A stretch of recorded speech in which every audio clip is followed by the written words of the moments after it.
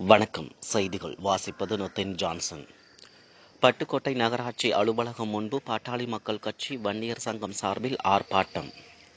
வன்னியருக்கான 20% தனி இடஒதுக்கீடு வேண்டி மத்திய மாநில அரசுகளை கண்டித்து பட்டுக்கோட்டை நகராட்சி முன்பு மக்கள் திரள் ஆர்ப்பாட்டம் நடைபெற்றது.